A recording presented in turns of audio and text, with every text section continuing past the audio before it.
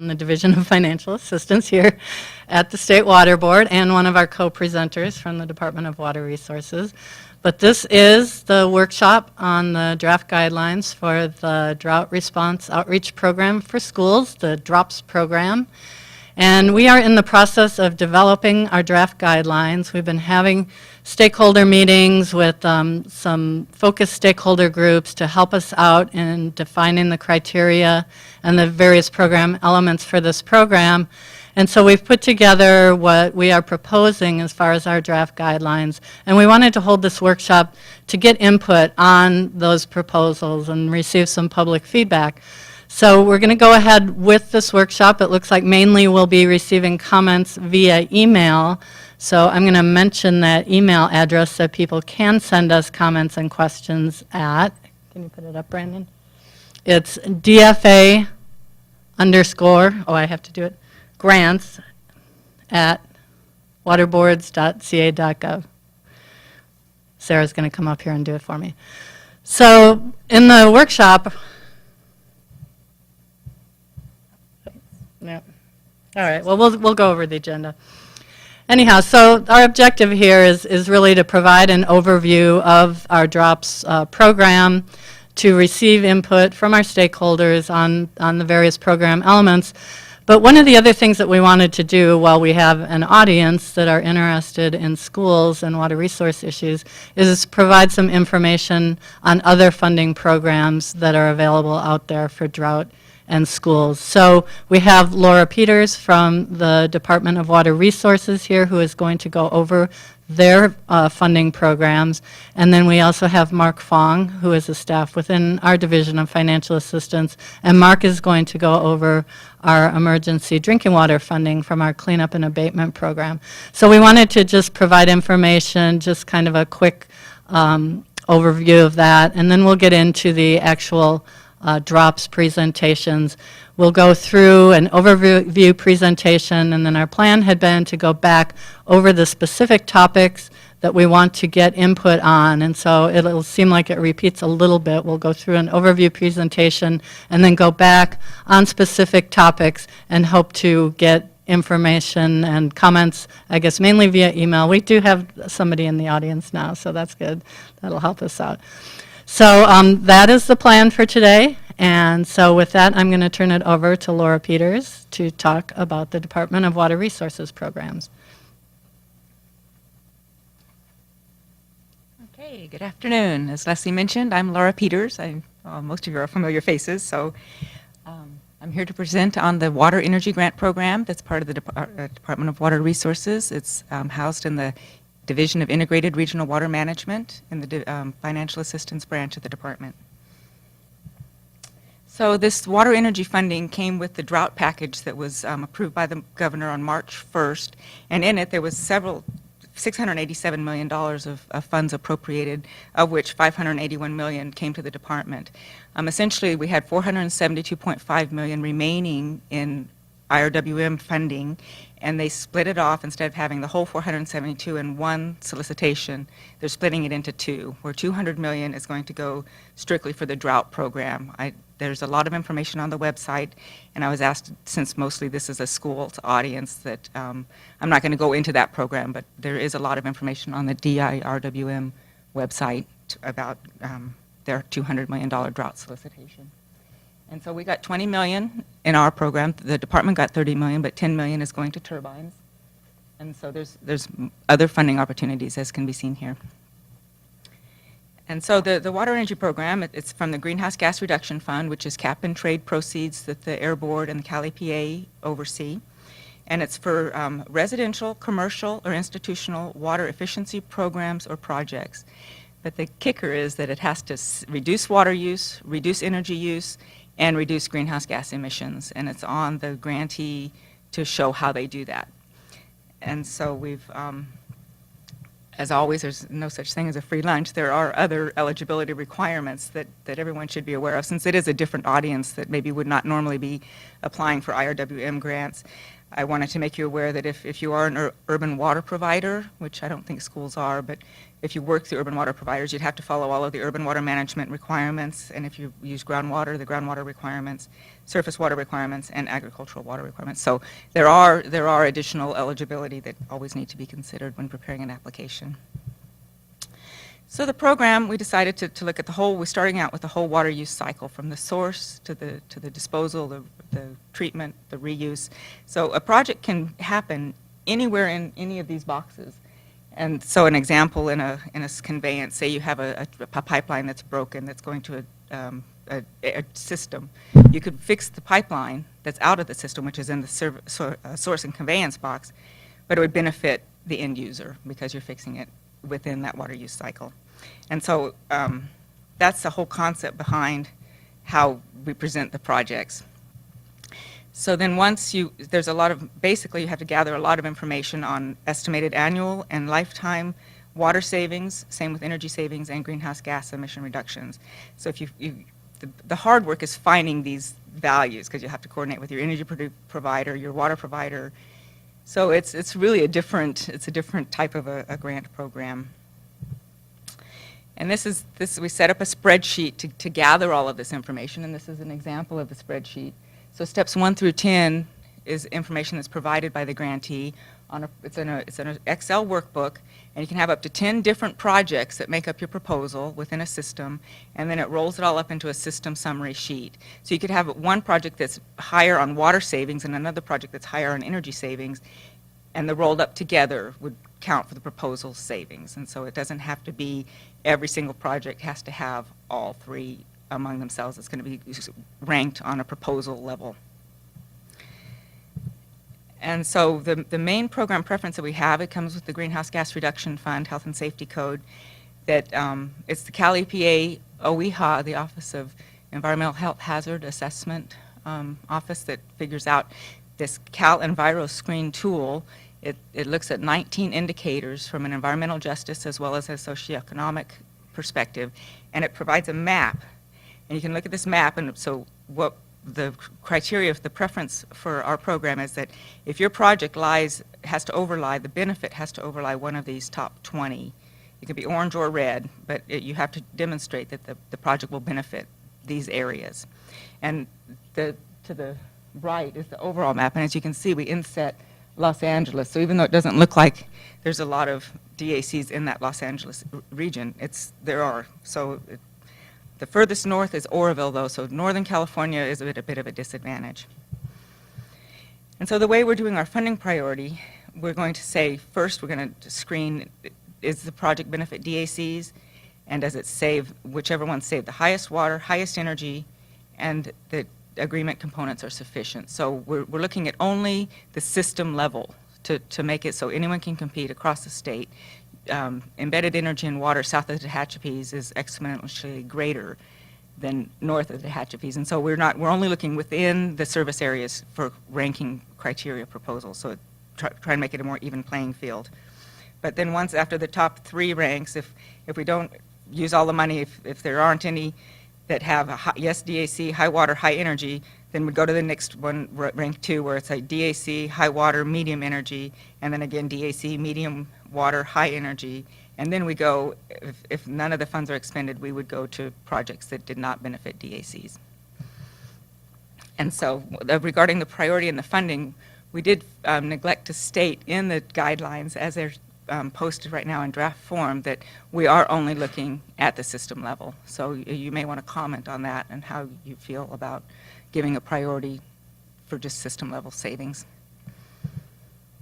So our tentative schedule, we've released the draft guidelines on the 18th. We're going to have 3 public meetings in August 19th in Chino, 21st in Fresno, and then on the 25th here in Cal EPA building, which will be webcast. And then we're going to post the final either late September, early October, 60-day application period, get application just before the holidays, and then to award early next year. So that's it. Here's the energy, here's the website, and my contact information. Does anyone have any questions? Yes, we have an online question which says, the print is too small to see. Where can we find that spreadsheet for the grant info? That spreadsheet can be found in the PSP. It's in attachment 2 of the PSP that is online at the www.water.ca.gov/water energy grant. And so that it is in the PSP in attachment 2. Okay. And this presentation will be published with your drops presentations. Okay. Thank you. Great, thanks, Laura. Now we're going to have another brief presentation by Mark Fong about other water projects that are potentially available to schools to address the drought. So Mark, do you want to come on up here?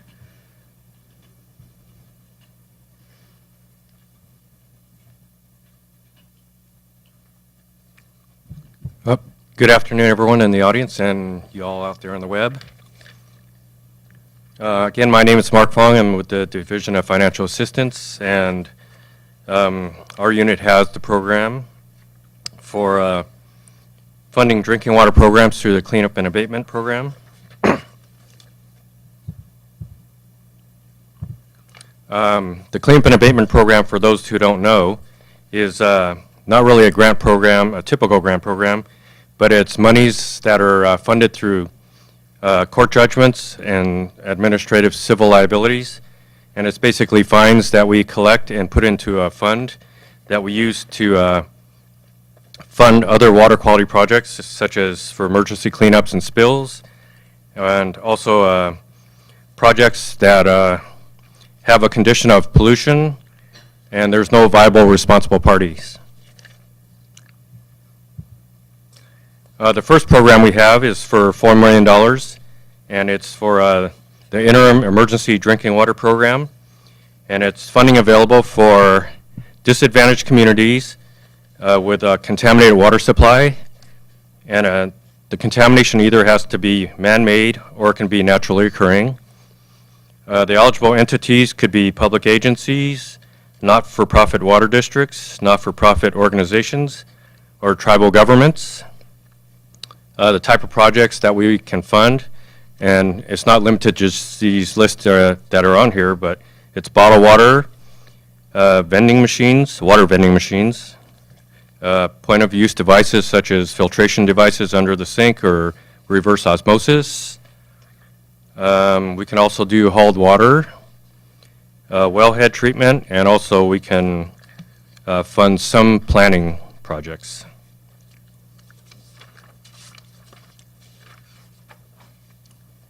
So just some additional information that's not on the slides is the projects funded under this program has to be somehow drought-related contamination of a water supply, and the funding must be encumbered by June 30th of 2015, and we have 2 additional years after that to spend the money.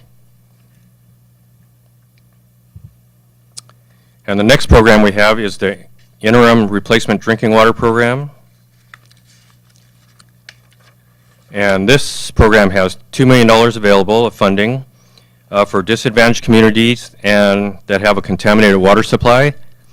But the only contamination we'll fund is if it's only man-made type contamination or anthropogenic.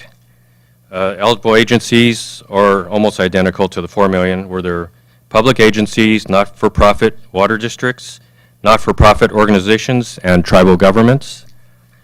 Eligible projects are also similar: bottled water, vending machines, point-of-use devices, hauled water, wellhead treatments, and also some planning.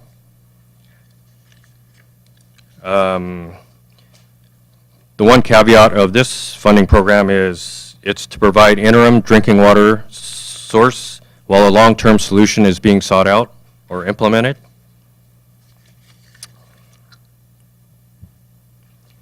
And here's the part that everyone's interested in, is how to apply. You can either apply through our online electronic application process. It's called the Financial Assistance Application Submittal Tool.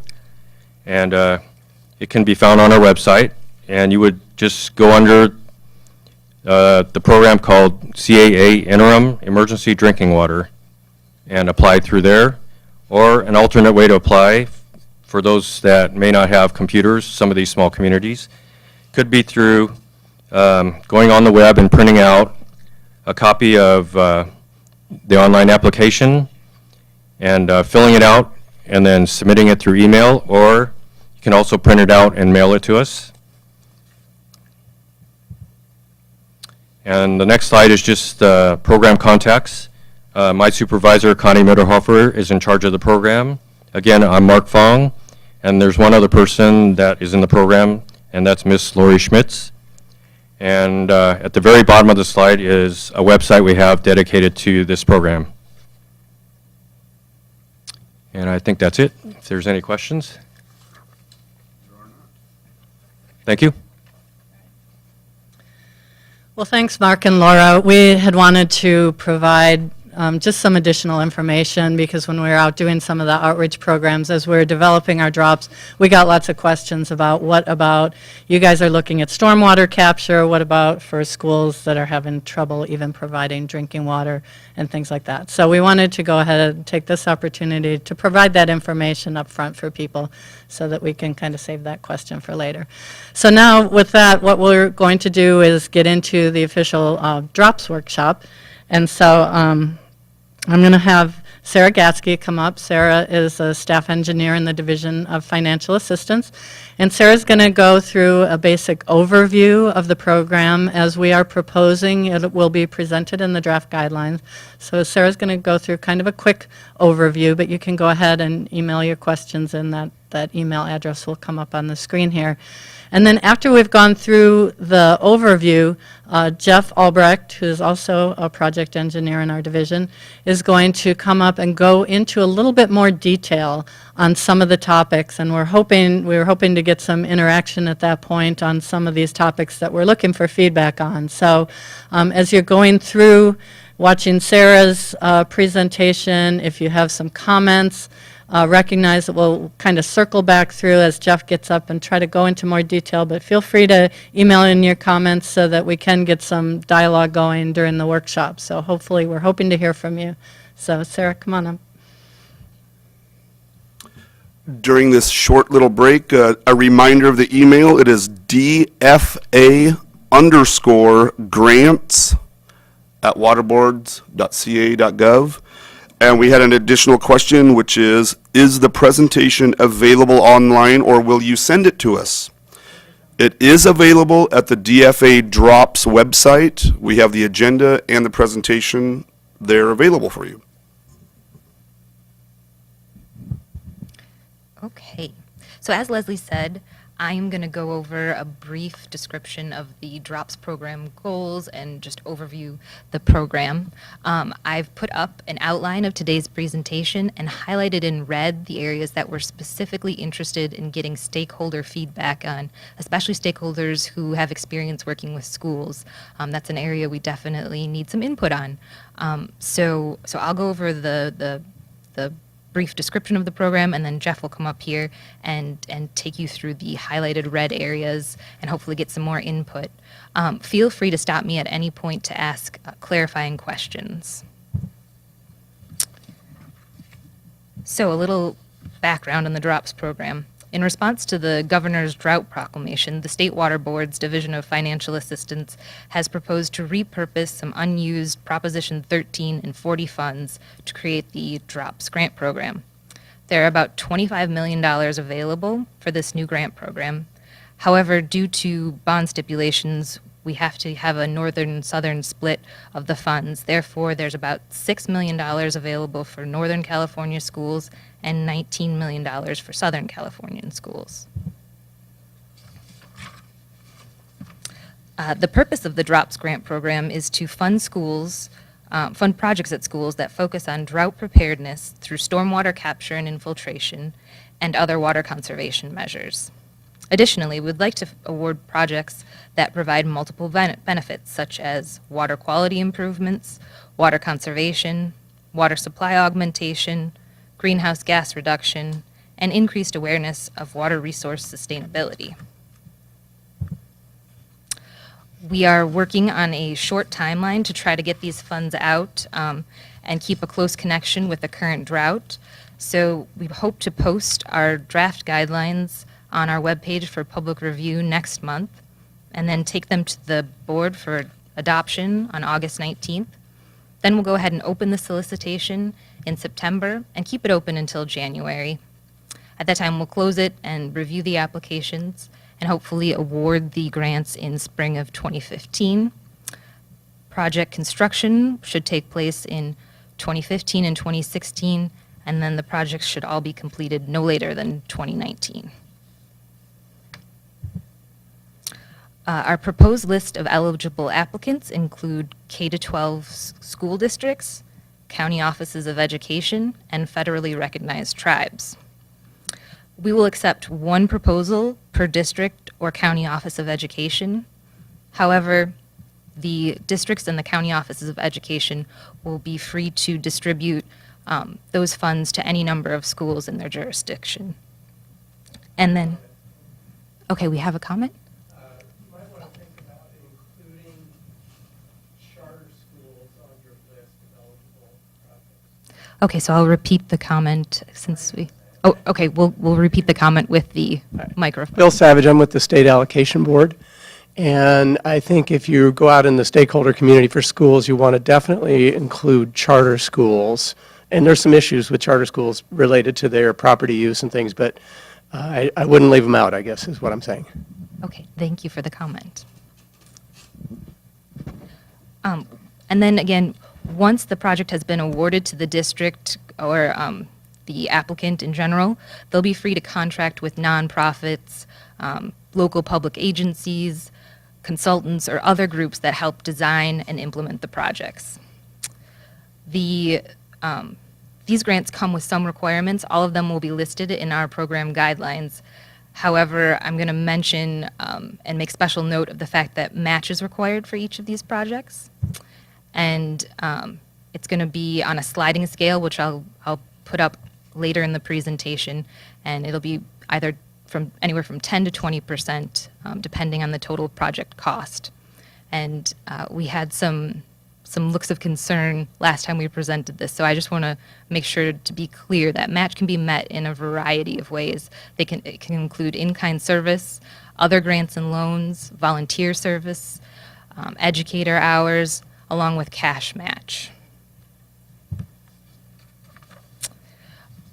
We propose that all eligible projects must reduce and prevent stormwater contamination, implement low-impact development strategies, leverage education and outreach opportunities, and they must be located on existing school or COE-owned property or on publicly owned property immediately adjacent to school or COE-owned property.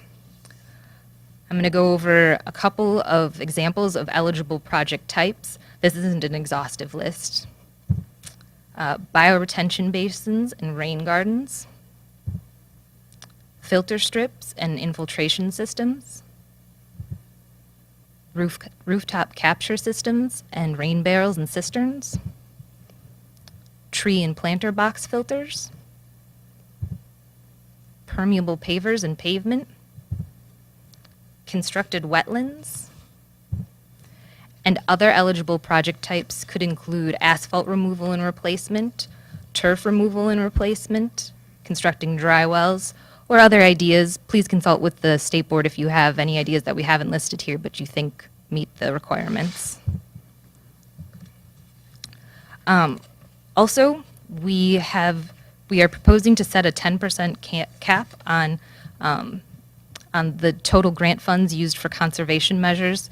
This is due to some bond law stipulations about using the money to address non-point source pollution.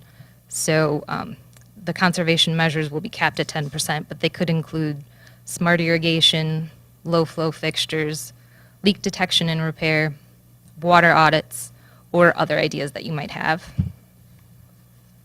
Do we have any questions? Nope? Okay. Okay. So we are also looking for input on how to best leverage the education and outreach opportunities. Every project will have to have the education and outreach component to it, and we are proposing to leave this quite open-ended and let school districts and the county offices of education decide what best meets their needs. And so we are just going to ask that applicants describe in detail how they plan on integrating education and outreach into their projects, and then tell us how they will show that it's been effective.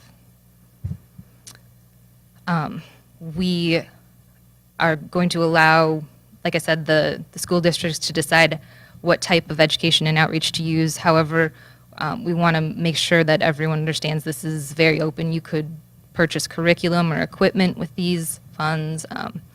You could fund extracurricular activities or programs. You can involve students in the project planning and throughout the lifetime of the project. You could fund landscaper certification or teacher trainings or other types of trainings. And so the next area that we are looking for input from stakeholders in is the grant amount. We propose to use a sliding scale.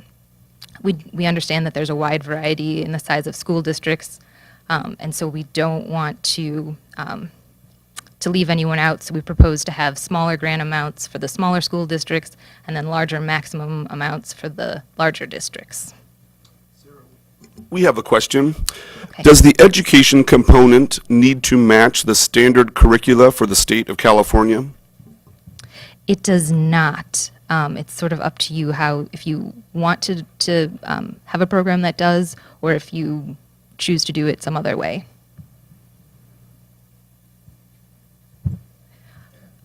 Oh, we have another question. Look, can you go back to the last slide? Certainly. So one of the considerations, I guess, my comment would be, notwithstanding that you want to have a grant size that's effective for a project, if everyone got a maximum grant, the money wouldn't go very far. That is correct. And so I know you're trying to Million. bridge that, but I guess my comment is maybe, I don't know, maybe tweak the top end a little bit, because in order to get more players, you probably want to have a smaller grant size.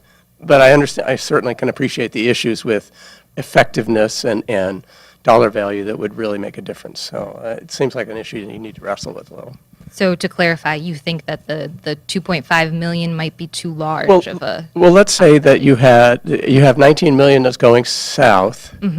I mean, you're really talking about less than 10 maximum size grants, right? I mean, that's, anyway, I don't know. These, I'm sure you've been wrestling with this internally, so. No, it's a very good point. Thank you. All right. Okay, so here is the match sliding scale, and this is actually written into bond law. So as you can see, projects less than 125,000 will be required to provide 10% matching funds, and then projects over $1 million will provide 20% matching funds.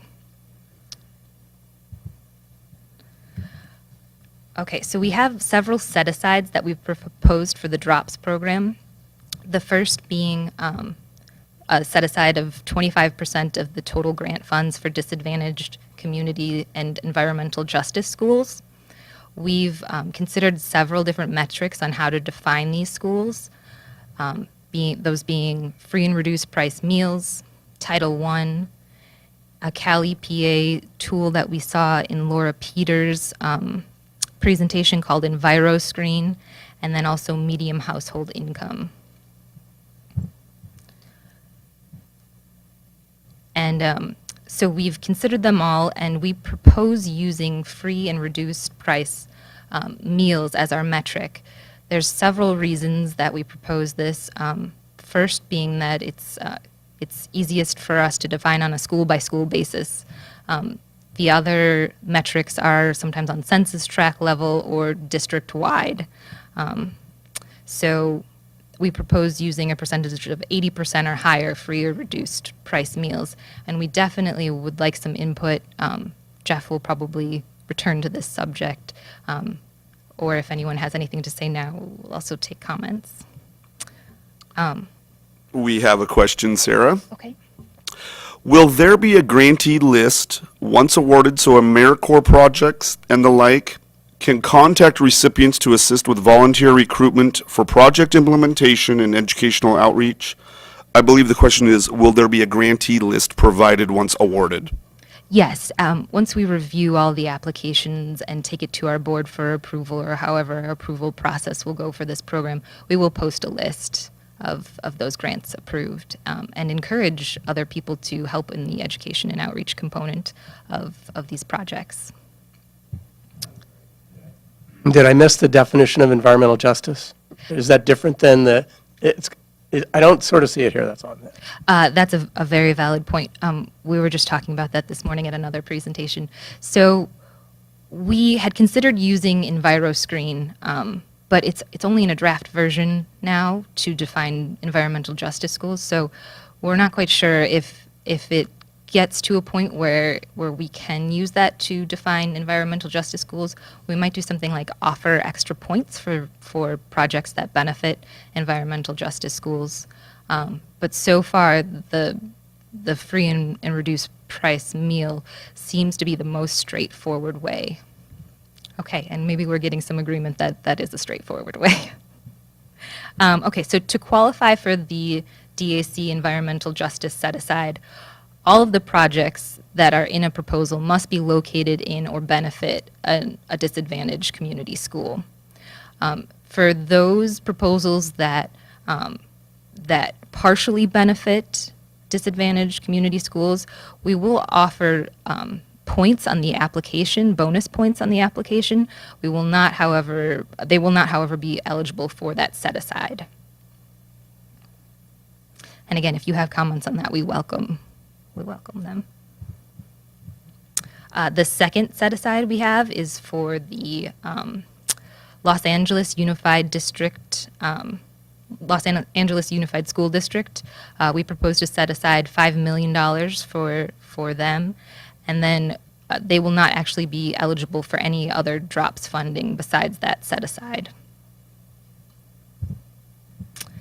The third and last set aside that we propose is $250,000 for the Low Impact Development Initiative, or LIDI, and we propose to contract with them to develop uniform planning specifications, conduct a training webinar for the applicants, and to provide application assistance to qualified disadvantaged school districts. LIDI may choose to partner with a Southern California group. Southern California groups have expressed the need to work with people who understand their needs and tailor the application approach to them. So that concludes my discussion of the program preferences. I'm going to pause for a second and check with Brandon if we have any questions. We don't have a question, but I believe we have a counterpoint to one of those original statements, which the comment we have is, as someone who is putting together the grant request, I'd rather see larger grants. It takes so much work to even get involved in this process, so I'd rather not get a smaller grant award, if that makes sense. It's about the larger results. Okay, thank you. It's good to see both points. Okay, so now I'm just going to give a really brief overview of the application process and some scoring criteria, because Jeff is going to spend a lot more time talking about that in just a minute. So the application questions and the scoring criteria will be located in the DROPS guidelines, and those will be posted on the State Water Board's website. Applicants will be submitting their proposals through what we hope is an easy-to-use web-based tool called the Financial Assistance Application Submittal Tool. And there are YouTubes online how to use that tool, so we hope that it's not a barrier for anyone to apply using that. And here is our proposed scoring criteria. Like I said, Jeff is going to go into much greater detail about this. I just wanted to point out that a large weight is being placed on the education and community involvement aspects of these proposals, as well as the technical approach proposed. And then again, there are bonus points available for DAC and environmental justice groups. Each proposal will have the following elements, and I want to clarify that these are going to be very high-level concept proposals that people will be submitting. And so we'll want to know information like the location of the project, a map or a photo with the proposed project location indicated and what type of project will be located there, the approximate size of the project or the capture area, an estimated volume of how much stormwater will be captured or how many pollutants and what load will be treated. And then we'll want a cost breakdown by site. And we will provide templates for each of these proposal elements in order to reduce the burden on the applicant trying to submit this information to us. Okay, so now I'm going to invite Jeff up here, and he's going to go over some of the same stuff I talked about, but hopefully pause and get some more comments from all of you out there in the webcast. Thank you.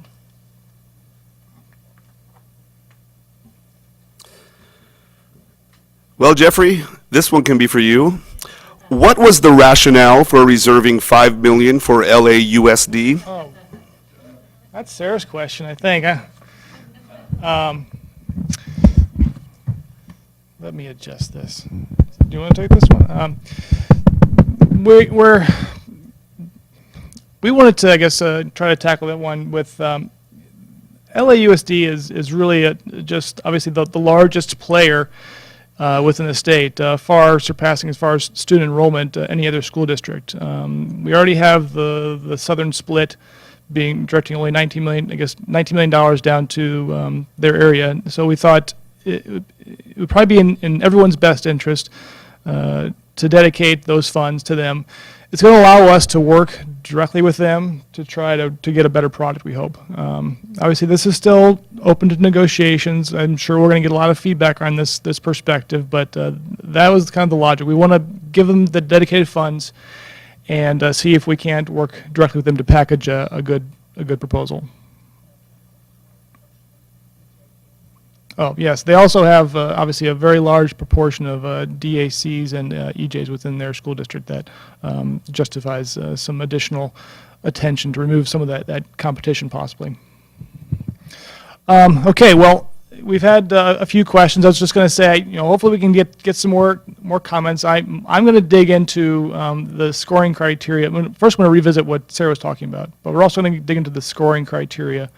I'm going to try to kind of frame the logic we had for the way we're packaging this and see if we can't get some good feedback. That's why we're here. We want to get your input. If you all don't chime in and give us some input, the criteria I'm defining today is what you're going to see in writing come the fall. So now is your chance to discuss these options. So let's begin. As Sarah mentioned, we're going to revisit the highlighted categories. We've drafted drops to meet our obligations from the bond language, along with our own objectives, and framed how we envision the implementation of the program. But we still want your input on these categories. We want your validation on the current direction and decisions that we have made so far. You are welcome to provide input for alternative considerations or a different approach altogether. So again, this is your email address to direct questions to. We, again, encourage your participation here. For those in the webcast, please submit your questions via this email address. We will review the questions as they come in, or just kind of continue streaming them live, and we will try to respond to them as we move forward. Okay, revisiting the eligible projects. Our primary objective at the Water Board for drops is to change how we manage our stormwater. We want to see stormwater evolve from being perceived as a nuisance to being perceived as an asset that can be stored, treated, and reused. We can add much needed water to our aquifers while sending less pollutants to our waterways. We feel like the best way to achieve that objective is by implementing the low impact development strategies. In addition, we are directing these funds to schools so we can have the strong education tie-in, which we hope will help evolve the way students and the public perceive and manage stormwater. Of course, if you would like to see the program modified to capture additional objectives or alternative approaches, then this is the time to let us know. Comment coming in. I think it would be helpful for you to, and maybe you do later, so LID is not something that school districts speak. Yes. So help define that and Because it's just not in the vocabulary for most school districts. Yeah, that's what we've observed, is there are many cases where schools just are not familiar with this type of approach. In short, we describe LID as trying to keep stormwater close to the source. You're trying to reduce that runoff, trying to keep it close, let it infiltrate, reduce that runoff, trying to reduce those peak flows going to streams. It's really just it can be small scale, it can be large scale. We envision, this approach is very feasible for a school campus to do some of those examples that Sarah's presentation included, being the bioswales or just rain barrels. Those kind of approaches is what will, reduce that stormwater runoff. We have some comments coming in and some questions. So the first one is, I am a bit confused. The website says that nonprofits may apply, but this looks like schools, etc., are the applicants. Did I misunderstand? Yes, you did misunderstand. I believe the intent is to have the applicants would be the school districts alone. The school districts would be, of course, welcome to partner with the nonprofits and include them as part of the process. The benefit would be, obviously, the nonprofits could bring to the table the knowledge on how to design these kind of projects or to incorporate the education aspect, but we are looking to have the school districts be the primary applicant. Thank you. Did you consider attaching the sliding scale of funding to the amount of water infiltrated or cleaned instead of by the size of district? A small district might be in better soils where area infiltration is great, but would get defaulted into having to do a smaller project. I think that's So a did you- question we're going to make note of, and we'll consider that. There may be some merit to that question. That may be a hard one to capture and to try to define in our guidelines. But I think our response is we will make note of it and see if we can't give you a more direct response later. Are there any funds that can be used for operations and maintenance costs over the life of the LID facilities? That is a question that has come up before. Unfortunately, no, we cannot pay for ongoing operations and maintenance. Our funds will have to end when the agreement ends, and that is, as Sarah referenced, we're looking at a 2019 deadline. At that point, the project is considered complete. Also, as part of after the project is even in that period, we still are not going to be able to pay for operations and maintenance. That is considered the responsibility of the implementing party. What we do, and I'll get into it a little bit later, is we're looking to help pay for, I guess, maybe some of the training that might be associated with it.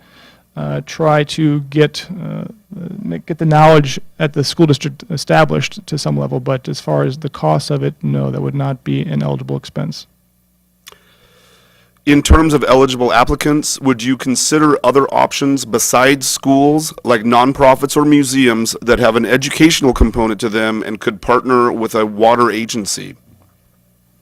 So that was basically an alternative applicant besides the school district, essentially? Nonprofits and museums, for example?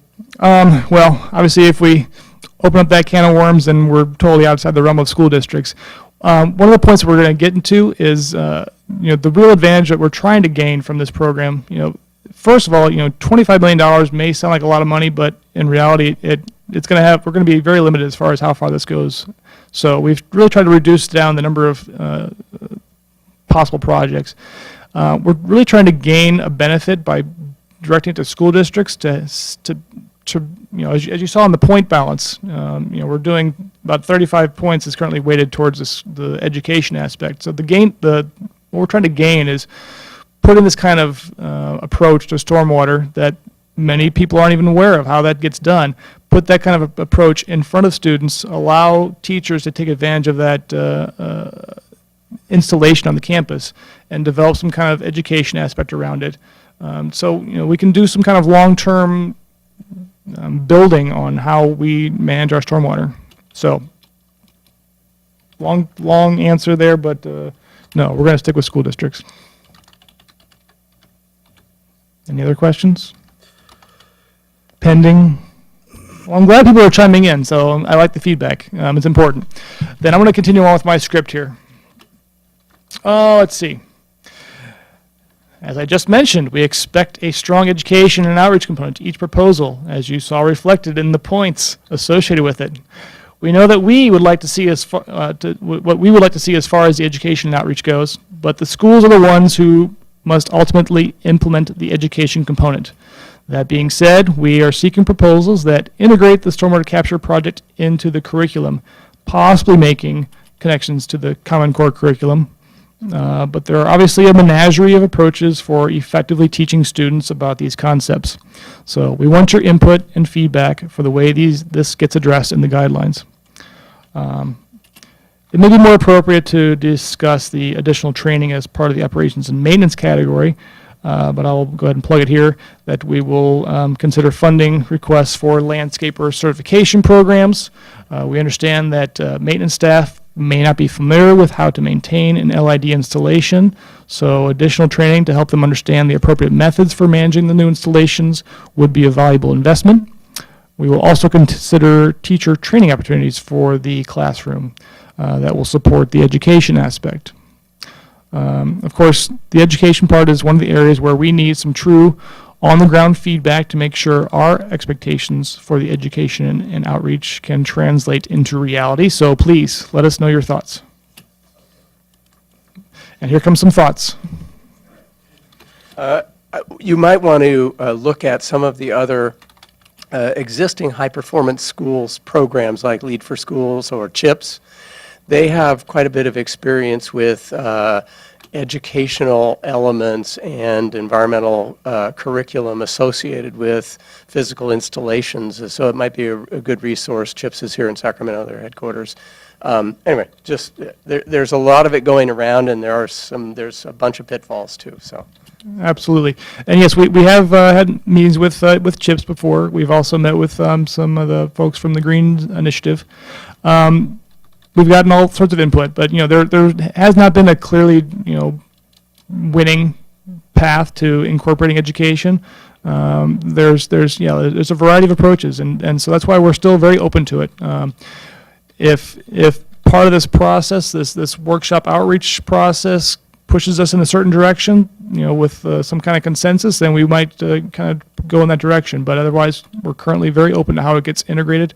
We're just looking for a strong tie-in that directly, connects to what we're installing with these kind of stormwater capture projects. The grant amount. Going back to the grant amount and the sliding scale, so please consider the grant ranges in this table. For us, we need to set a grant minimum to limit the number of grants that we have to manage, but we also want to avoid having school districts not apply because their project is too small. That is why we have set a lower limit for the smaller school districts. At the same time, we want to limit the maximum grant amount to assure a distribution of the funding. If there are different approaches to this that would help us find that balance, we're looking for that kind of feedback. Oh, my slides. Sorry. I'm missing slides. Thank you. Okay, now we're caught up. So anyway, we've seen this slide before. Please chime in with questions or comments, and we will make note of it.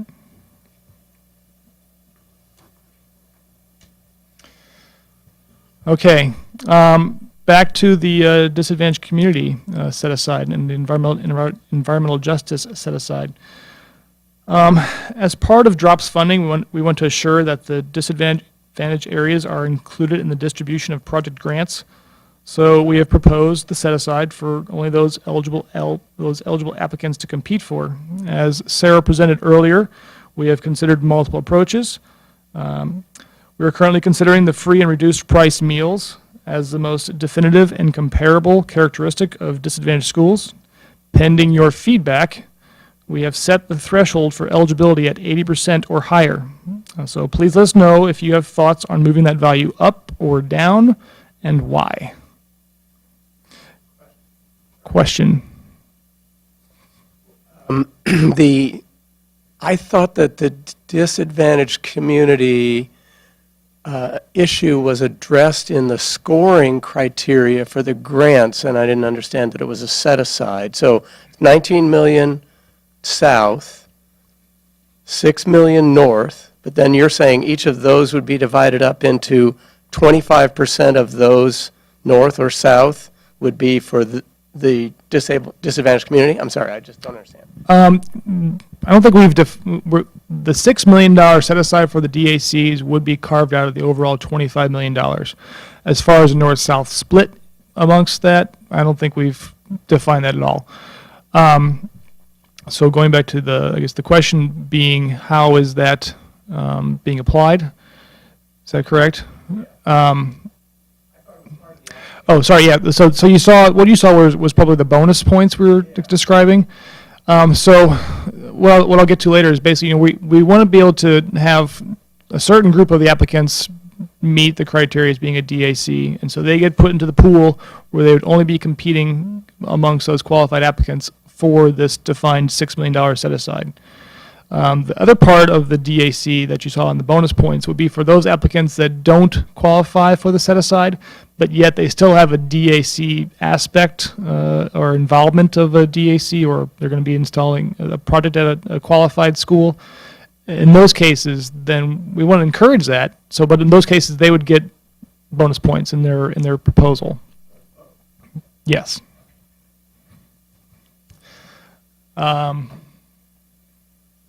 Okay, back to the script.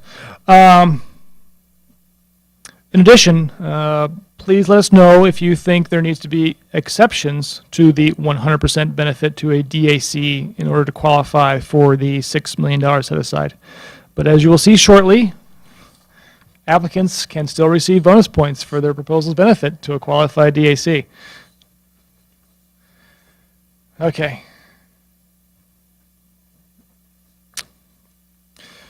Okay, this is, the guidelines will include a complete list of all the application questions. It will also include all of the criteria and associated points that we will use to evaluate the proposals. As part of the process for determining how to evaluate the proposals, we have assigned preliminary point values to each category to reflect the weight we intend to give that criterion. As you'll notice, the bulk of the point values are split between the technical basis for the project and the educational aspect of the project. Of course, the technical merit of the project is one of the primary items that we must consider, but the weight of the education component should indicate how important we view that aspect of the proposal. I'm going to go ahead and expand upon each category and explain what are our expectations for that piece of the proposal.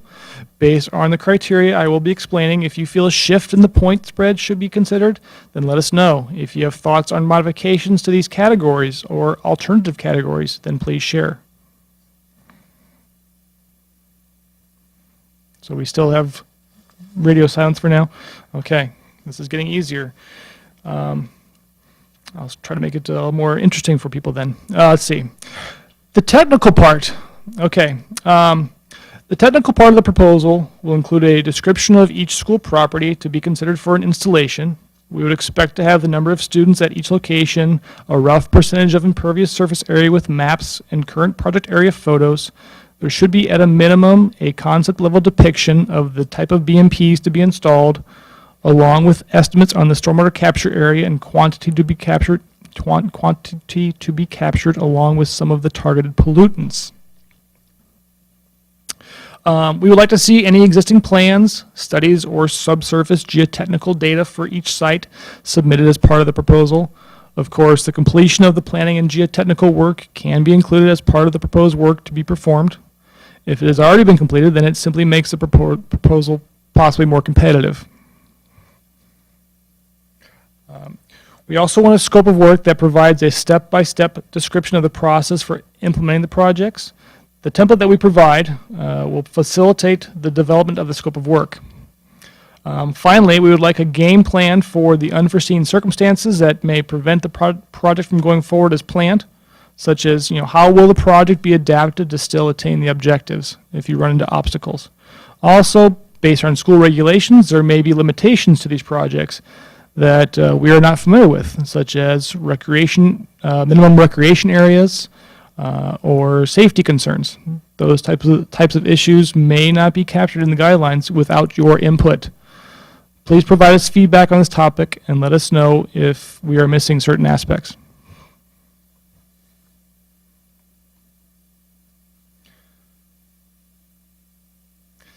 Next is the education and community involvement portion.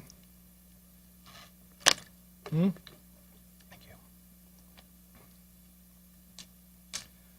Okay, if there is one category that needs to be vetted by the school districts, it is this one.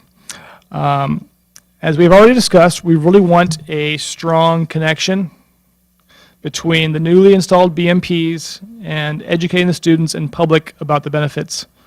For schools that have an existing water or stormwater aspect to their curriculum or an environmental club, they may have an easier time integrating the stormwater project into their curriculum. For those that do not, we would expect to see a plan for creating that integration and providing opportunities for students and the public to learn more. As part of the proposal, we would like to see the education component possibly, this is just for consideration, broken into 3 pieces. Maybe a planning and design participation, construction involvement, and post-construction education activities. The planning and design could be done in parallel or in conjunction with formal design efforts and include some possible BMP decision-making by the students or calculations. The construction aspect could involve planting plants, following the heavier construction to give some sense of ownership to the students, or an environmental club may choose to spread mulch in the project area. Post-construction education should provide students the opportunity to physically see the installations and discuss why they were installed and how they work. The community involvement should make a connection with the larger school community, including the local PTO, the city, or local watershed groups, or even local companies. Many cities and watershed groups are likely already familiar with these types of installations and should be used as a resource in developing the proposal. They could provide ideas that work well in your area, along with possible cost estimates and possibly additional funding. If you have input on how to modify or further define the education component of the proposal, then we would like to see that kind of input provided.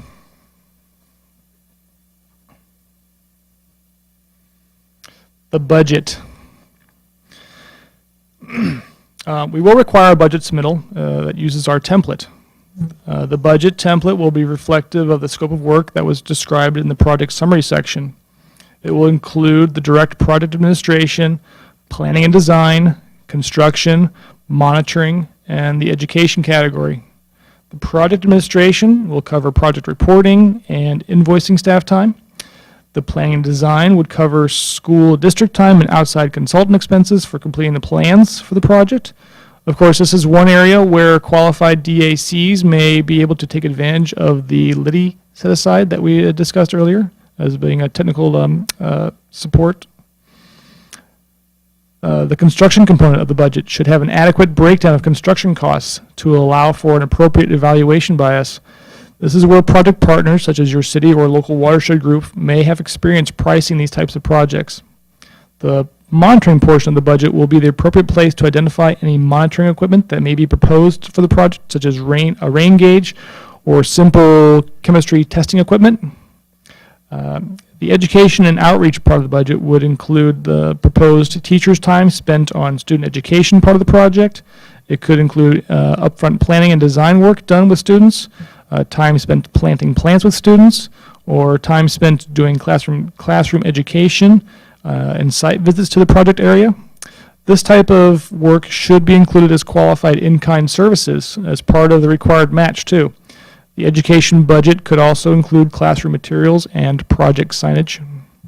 We will create a sample create a sample budget that will give you an idea of the level of detail that we expect in the proposal. If a school district submits a proposal for multiple schools, then we will expect to receive a separate budget for each location. If you have thoughts on our proposed budget submittal or the review process, please let us know. Okay, we have an in-room question. Sorry. So, so you're giving points for a budget. Is that so that you can score whether it accurately reflects the project and ensures that you have, I mean, I guess I'm answering the question. It's unusual for me to see in grant applications that you actually provide points for a budget, I guess. Because it seems like it's just, you have to have the budget, it has to reflect it. If you don't have it, you know. The budget has to come in. We're looking at that budget. We're trying to capture an applicant's, I guess, understanding of what the project would cost, how well they can define those costs. It's a reflection of both how well they understand their project, how well they can detail it, how accurate it is, making sure that the costs are reasonable. For example, the construction budget ideally would be able to break down certain costs that for their project that would seem reasonable. That would again convey that they understand their project and adequately details it. We have an online question. Grant proposals can feasibly done with volunteers or staff. However, geotechnical studies cost a lot of money unless done by volunteer engineers. Any way to waive this requirement at this initial application stage? Well, first of all, I guess if a proposal came in as a concept plan, it could be just that, where the design is being developed independent of having done actual geotechnical studies. What that proposal could include is the future geotechnical study as part of the grant, requesting those funds being done as for completion of the design work. I guess as far as requiring subsurface geotechnical work, we don't require that. It's just part of the design process. To consider: do we need to know better how well our subsurface will accept these? Accept the stormwater we're directing there. Making sure that you have adequate percolation rates and whatnot. That is up for the applicant to determine. But otherwise, geotechnical work could be part of the grant funds.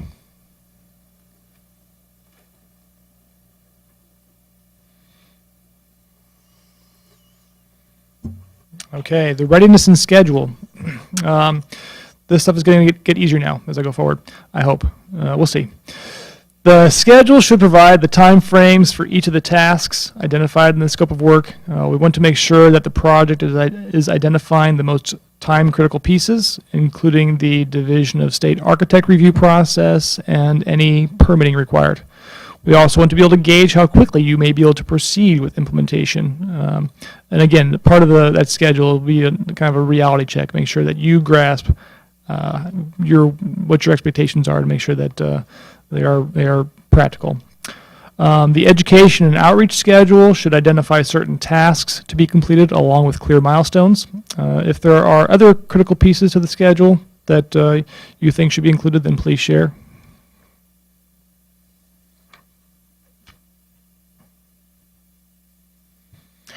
Operations and maintenance. So any project implemented through the DROPS grant must maintain the improvements for a minimum of 20 years. Yes, 20 years, as required by the bond. As part of the proposal, we will want to see a description of the plans for maintaining each installation in good working order for the full 20 years. As previously mentioned, we will consider additional training opportunities for district landscape maintenance staff to assure that they are familiar with the needs of an LID type installation.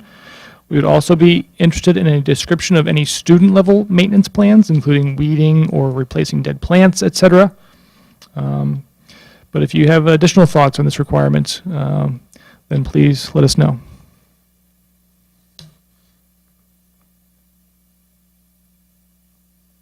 I suppose we have been asked one more time, what is the reasoning behind the grant going mostly to Southern California? Well, I can redirect that question. But it is defined in the bond. The bond law defines a north-south split, and in the bond law is where it actually defines those counties that were in the previous slides, the 6 southern counties. And we have had a comment from someone that says Los Angeles Unified School District has over 600,000 students. Much of this district is a disadvantaged community. And a new one that just came in, you might consider more weight or points on operations and maintenance. If improvements are not maintained properly, they won't be effective. We will make note of the operations and maintenance plan evaluation to see if we need to add some more weight there. Agreed, that is a very important part of the equation. The proposals need to come in with some clearly defined plans to make sure that stays in place. I don't know if there's a question associated with the LAUSD or is just a comment, really? Okay. In-room comment. Staff certification, so that, is there a program that's available for school districts for maintenance staff certification in LID, in these kinds of strategies? Could that be a part of the grant application, that you'd certify, spend some time on professional development and certify maintenance staff? That might Yes, be just doing some of our own independent browsing, I've come across opportunities that would be very much in line with what would support the operations and maintenance for this kind of installation. We're not going to, I guess, specify, I don't think, or define what certifications they must seek. I think we'll be open for the proposals to determine what they would be offering, but there are opportunities out there. Okay. Okay, the monitoring, assessment, and performance measures. So basically, as part of this grant, as part of state-funded bond grants, we want to assess how successfully the grants were applied. So I think for DROPS, there are two key components to that evaluation. How well does the new stormwater capture project perform? And how well have the students been educated about the capture and treatment of stormwater? As part of your proposal, you will be expected to define those goals and objectives and provide a quantifiable target. We would like to know such things as how much stormwater has been infiltrated by the new BMPs, what is an estimated amount of pollutants captured by the feature, how many students participated in the stormwater curriculum or visited the project. Can you quantify how much they learned based on before and after quizzes? Just for example, again, we have a template format for completing the performance assessment task that we can make available. And of course, if you think there may be better ways to characterize the success of the project, then please let us know.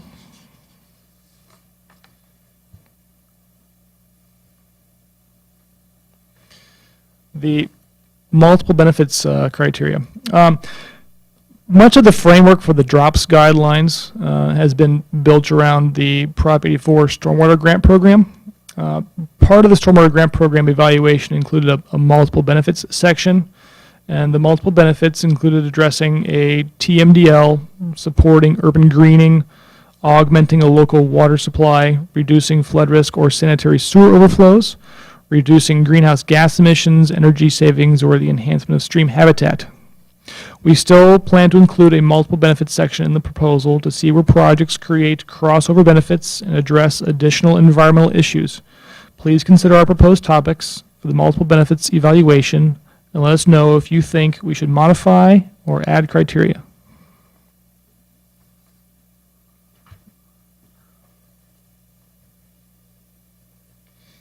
Okay. Still quiet over there. Okay. I must be doing well. Everyone agrees. This is good. Okay. So finally, back to the DAC and local watershed group bonus points. Even if your school does not qualify for the $6 million DAC set aside, we still want to encourage inclusion of disadvantaged schools. We're proposing up to 10 bonus points based on DAC inclusion in the proposal. The bonus points will likely be tiered and based on the amount of DAC participation. As part of the proposal, you will be able to describe the free and reduced price meal participation for the identified disadvantaged school, along with median household income information based on census tract data. You could also possibly describe the school's Title I status, etc. We are also proposing 5 bonus points for proposals that can demonstrate strong coordination and participation with a local watershed group. In many cases, making that connection could help in both the development of the project and the integration of the education aspect. So we are hopeful that making that connection can be mutually beneficial. If you have any additional thoughts on either of these topics, please chime in. This is right up the bonus points alley. Okay. Are there special areas of concern, for example, impacted waterways, that could gain extra points? That would probably tie into the TMDL aspect. I think we would be very open to including criteria that would say if your project will have a direct benefit on a impacted waterway, it would be part of the evaluation. So yes, we will make note of that.